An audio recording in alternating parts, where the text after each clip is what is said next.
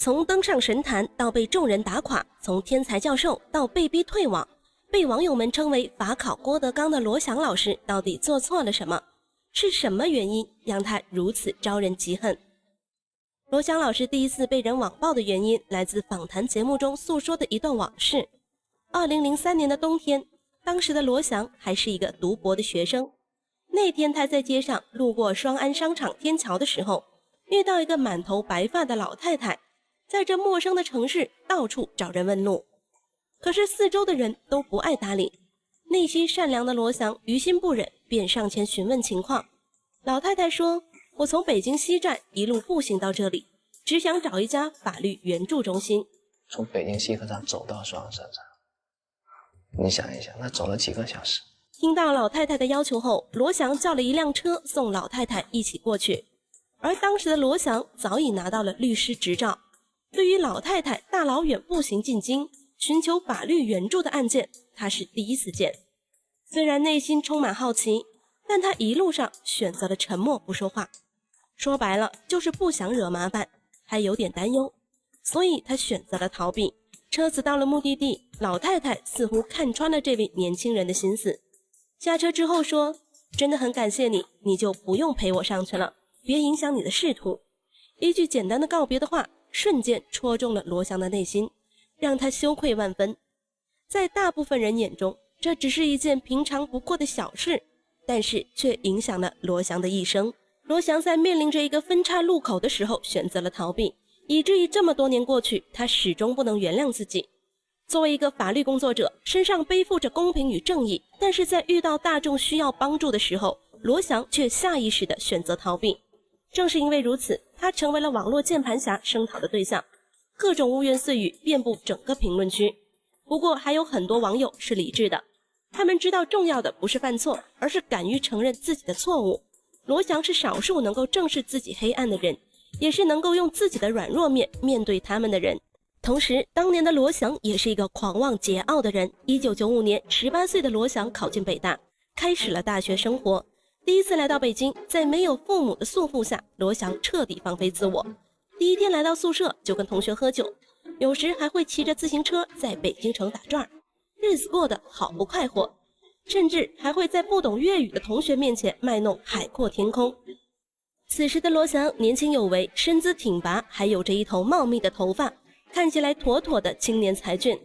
年輕人本來就是氣盛，羅翔也不例外。在學業接連獲得好成績的羅翔便開始飄了。雖然學習法律的初心不變，但是內心深處一股優越感和傲慢慢慢的滋生，開始逐漸膨脹。至少在他博士畢業後選擇去政法學院任教，還一直保持着這種心態。然而也正是因為如此，人們才發現他並不是那麼完美。你們可能不知道，羅翔在開始教書的時候也是一個什麼都不懂的菜鳥。最開始他只用 PPT 教給同學們枯燥的理論知識。此外，由於長期養成的傲慢性格，羅翔喜歡在課堂上炫耀自己的知識儲備。久而久之，台下的學生越來越反感，喜歡上他課的學生也越來越少，甚至連夠開課的人數都夠不着了。之後，羅翔開始反思自己，於是講師羅翔橫空出世，上課風格陡然一變，法外狂徒張三成了他課堂上的常客，於是他就火了。他說：“救救我，扔個救生圈吧。”你是說你看我在看刑法，我看看刑法，研究一下，刑法書上沒有說我必須扔啊，你在教我做事啊，去死吧。他的爆紅可以說是一個偶然事件。2020年1月，經過網友們的剪輯搬運，羅翔老師的法課視頻就像病毒傳播一樣，傳遍了整個網絡社交平台。視頻中的他明明西裝革履，文縐縐的戴一副眼鏡，但是嘴裡說出來的話就像郭德綱說相聲。這種幽默搞笑的講課風格讓他徹底火了，時不時還創造出各種生動的案例。比如他慣用簡單的人名張三作為故事案件的主角，決定他們是否該受到懲罰。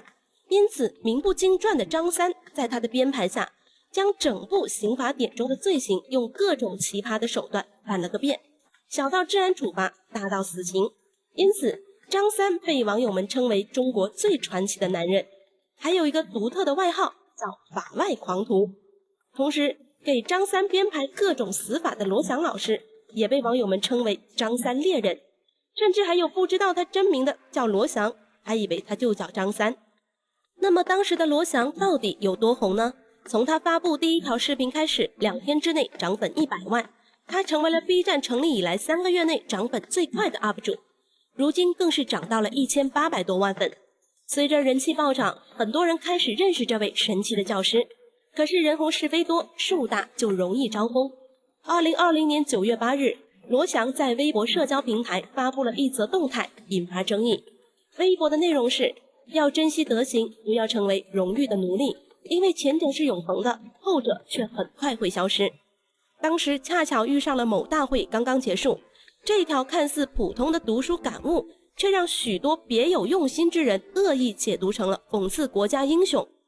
好事不出門，壞事傳千里，一時間風起雲湧，網上捲起了輿論的風波，直接炸了鍋，各種謾罵隨之而來。羅翔再次成為了鍵盤俠們聲討的對象。儘管他事後極力解釋，但是大批網友仿佛就像在道德完人身上找到了污點，開始瘋狂攻擊。最終羅翔頂不住攻勢，只能發文宣布退播停更。從登上神壇到被眾人打垮，從天才教授到被逼退網，树欲静而風不止。可以說雪要崩的時候，没有哪片雪花是無辜的。那麼羅翔老師真的是在暗諷人民英雄嗎？事實真相我們不得而知，但我們知道的是，至少羅翔老師沒有暗讽的理由和必要，甚至他之前還曾多次讚揚過抗疫英雄。經常看他視頻的朋友們都知道，在羅翔的視頻中，他一直樂於分享自己的人生理念和人生思考，這導致很多人把他看作道德意義上的完人。於是他們會不自覺地把對於聖人的要求強加於羅翔身上。但是仔細想想，羅翔也只不過是個普通人，最多比常人多讀書、多點思考問題的普通人而已，不可能毫無紕漏，也不可能是無瑕的神。羅翔老師經歷了這次網暴後，最終回歸平靜的生活。一段時間後，他意外地出現在了吐槽大會上，吐槽自己當初退出微博，又似乎在回應當初的退網事件。我暫時退出微博了，因為老挨罵。我覺得对我來說，這是一個很好的提醒，說明虛榮是有代價的。